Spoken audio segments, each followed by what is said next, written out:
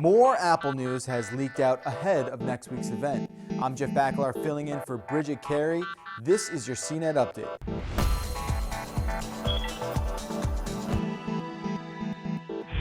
So at this point, it's like, why is Apple even having an event next week?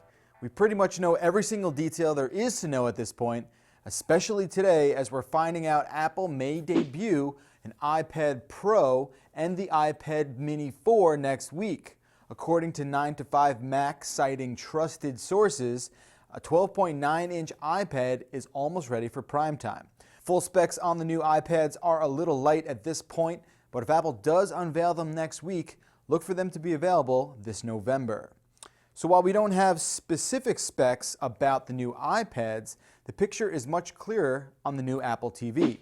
9to5Mac is also reporting that the new Apple TV will rock an A8 chip. That's the same chip in the iPhone 6, and it will come in 8 and 16 gigabyte offerings starting at $150. The new Apple TV will also run an iOS 9 core and feature a newly designed remote that supports touch and motion controls. Look for the new Apple TV to focus on gaming as much as streaming content, but don't expect it to support 4K. All right, enough with the Apple news for now. Let's switch gears to Google. According to CNET reporters Roger Cheng and Shara Tibkin, Google will hold a Nexus event on September 29th in San Francisco. Google is expected to announce a smaller version of LG's Nexus phone, while the second, larger flagship device will be made by Huawei. Now say it with me, Huawei. We don't know much about the specs of the new devices, but they're sure to be running the latest version of Android 6.0 Marshmallow. And finally, Tesla has announced the pricing scheme for its electric SUV. The first run of Model X is going to cost you $132,000 just for the base model.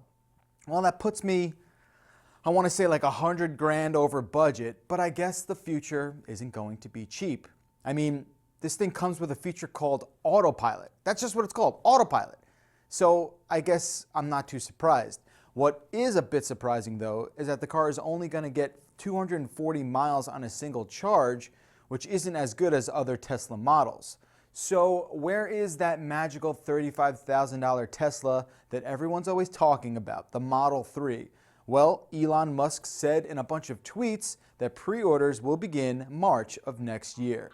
That will do it for this tech news update. You can always get more by heading over to cnet.com. From our studios here in New York, I'm Jeff Bakalar.